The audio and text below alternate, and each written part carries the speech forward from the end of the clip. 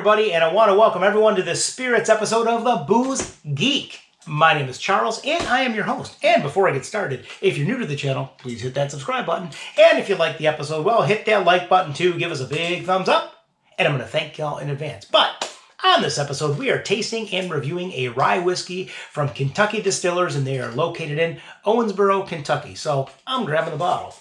So this is their Quarter Horse. Quarter Horse. So this here, first and foremost, very cool bottle, by the way. I'm going to just get that out of the way. But it's ultimately what's inside that counts. But, okay, back to the rye. So this is a rye whiskey. This clocks in at 45% ABV, which is an even 90 proof. So we might get some heat on this. We're going to find out. But without further ado, why wait? Let's pop the cork on this one. There's the bottle, boom. And let's get a nice little pour here. And let's have some fun. And as I always say with spirits, don't need much. A little dab will do ya. But here we go. Quarter Horse, baby. Well, look at that color. Well, it's a little lighter than I thought. A little bit lighter. But we do have some legs on the glass. They're starting to come down a little bit there. But let's give this a swirl and let's give this rye a nose and see what we got. Here we go. Quarter Horse, baby. Well, first and foremost, 90 proof. We got alcohol heat. Yes, we do. Yes, indeedy. We also have a little bit of spice, some slight spice. And there's a woodiness coming through. Now, I'm not going to specifically say it's oak because it's more just like a general woodiness. And we also have, there is an aroma of ammonia coming through. And there's also another phrase for that, but I'm not going to say it. I'm just going to keep it as ammonia.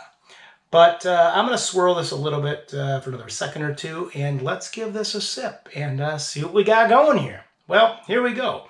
Prost. Let's take a sip of the Quarter Horse.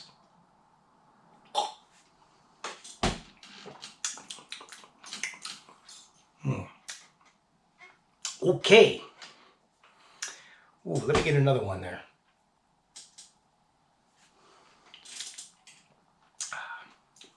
Well, we got a medium-bodied rye, number one. And while the alcohol heat was taking the cake, was first and foremost on the aromas, not so much on the palate. I mean, it's there, I'm not going to lie. It's definitely there, and you're going to get that. But first and foremost, I mean, we are getting that just, it's a generic, general woodiness that is coming through. And I can't specifically say it's oak. It's just a general woodiness.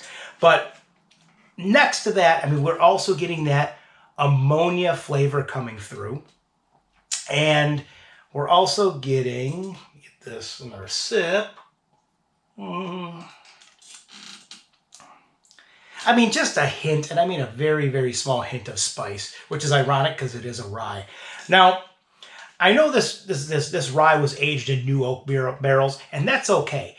But I bet, this was probably only aged for about a minimum of a year, which in my opinion is way, way too young for a rye whiskey. I mean, you're looking at minimum, most bourbons, most ryes, minimum 4 years. I mean, and I can tell why I'm getting some of these aromas and flavors. It's way too young to be bottled. Now, maybe the distillers wanted to just bottle it and catch on the, the bourbon and the rye fad that we're having right now, the little boom in bourbon and rye. Could be it. I mean, look, these aromas and flavors can appeal to certain people. Me, it's just not, it's not for me. But it does just seem like it's too young. It hasn't had enough time to rest in the barrels. It hasn't had enough time to take on those characteristics and those flavors of the oak and infuse those flavors in the beverage, in this libation. Let me give this another sip here.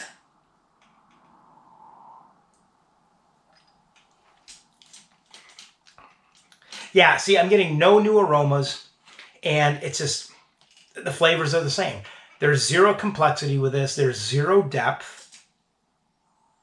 And it's kind of unfortunate. I mean, I think it could be good down the road. It's just, it's way too young. I mean, all in all, because of all those reasons, I mean, realistically, I'm only going to give this a 3 on the meter. I mean, it's just, it needs time to mature. It needs time to take on those extra flavors, you know, and be rested in that oak and, you know, get some of that goodness to come through. And it's just not getting that. Now, on the flip side, you could probably dump this, you know, use this as a mixed drink and, you know, with whatever, and it'd be fine and it'd be totally great. But with that, I'm going to stick to my rating on that. And yeah, I'm going to take one more quick sip. And as always, you can follow me at the websites, which are www.pubshavapinted.com, or the blog, which is www.pubshavapinted.blogspot.com. And with that, I'm raising this glass, and we'll see you on the next episode. Cheers, Prost, and enjoy!